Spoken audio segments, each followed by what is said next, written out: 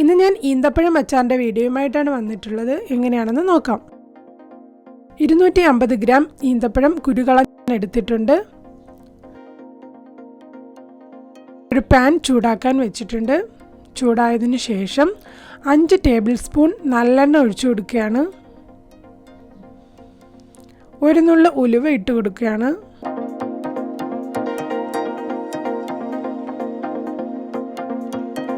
ഉലുവ ഒന്ന് നിറം മാറി വന്നതിന് ശേഷം വറ്റൽമുളകാണ് ഇട്ട് കൊടുക്കാനുള്ളത്. ഞാനിപ്പോൾ അതിനു വേണ്ടി 2 വറ്റൽമുളക് എടുത്തിട്ടുണ്ട്. ഇതൊന്ന് കട്ട് ചെയ്തിട്ട് കൊടുക്കണം.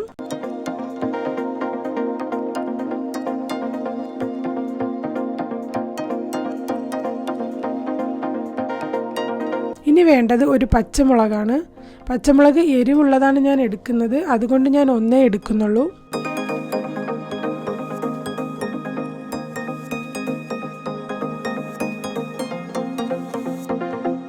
അതിനുശേഷം 1/2 ടേബിൾ സ്പൂൺ ഇഞ്ചി ചെറുതായിട്ട് മുറിച്ചെടുത്തതാണ്.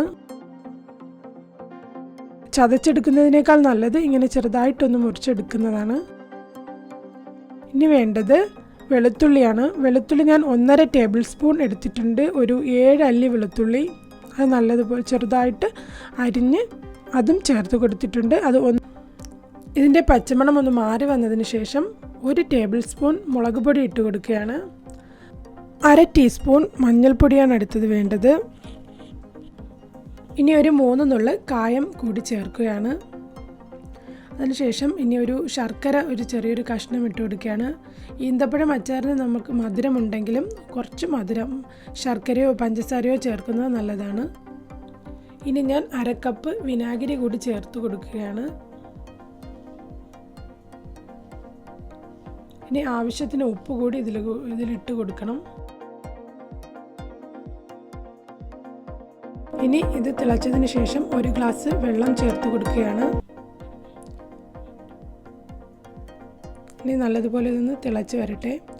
നമ്മൾ അച്ചാർ ഉണ്ടാക്കുന്ന സമയത്ത് ഇതിന് പുളിപ്പ് കുറവാണ് ലാസ്റ്റ് തോന്നുകയാണെങ്കിൽ കുറച്ച് വിനാഗിരി ഒന്നുകൂടി തിളപ്പിച്ച് വീണ്ടും ഇതിലോട്ട് ഒഴിച്ചു കൊടുത്താൽ മതി. ഞാൻ ഇതിലേക്ക് ഈന്തപ്പഴം ഇട്ട് കൊടുക്കുകയാണ്. ഇത് നല്ലതുപോലെ ഒന്ന് വെന്ത് വരണം.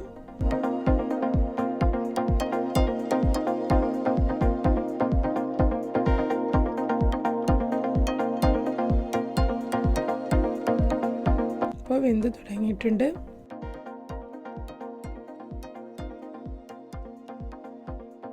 കുറച്ചുകൂടി വേവാനുണ്ട്, അതുകൊണ്ട് ഞാനൊരു 1/2 കപ്പ് വെള്ളം കൂടി ഒഴിച്ചു കൊടുക്കുന്നുണ്ട്.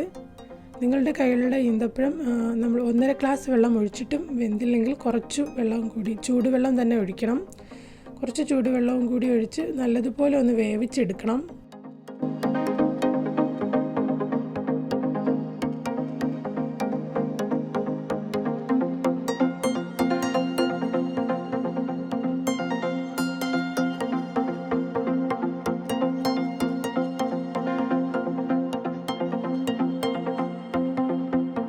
ഈന്തപ്പഴം ഇപ്പം വെന്ത് വന്നിട്ടുണ്ട്. ഈന്തപ്പഴം അച്ചാർ കഴിക്കുമ്പോൾ ചെറുതായിട്ടൊരു ഈന്തപ്പഴം കടിക്കുന്നുണ്ടെങ്കിൽ കുറച്ച് ഈന്തപ്പഴം എടുത്ത് കട്ട് ചെയ്ത് ഇട്ട് കൊടുക്കണം. ഞാനൊരു 5 ഈന്തപ്പഴം എടുത്ത് ചെറുതായിട്ട് കട്ട് ചെയ്ത് ഇതിലിട്ട് കൊടുത്തിട്ടുണ്ട്. ഇനി ഒരു 5 മിനിറ്റ് കൂടി ഇതൊന്ന് വെക്കണം. വെള്ളം നല്ലതുപോലെ വറ്റിയിരിക്കണം. വെള്ളമുണ്ടെങ്കിൽ ഈന്തപ്പഴം അച്ചാർ പെട്ടെന്ന് കേടാകും. അപ്പോൾ അച്ചാർ റെഡി ആയിട്ടുണ്ട്. അപ്പോൾ നിങ്ങൾക്ക് ഈ വീഡിയോ ഇഷ്ടപ്പെട്ടെങ്കിൽ ലൈക്ക് ചെയ്യുക, ഷെയർ ചെയ്യുക, സബ്സ്ക്രൈബ് ചെയ്യുക. അതുപോലെ തന്നെ നിങ്ങളുടെ അഭിപ്രായങ്ങൾ കമൻറ്റ് ബോക്സിൽ രേഖപ്പെടുത്തുക. Thank you.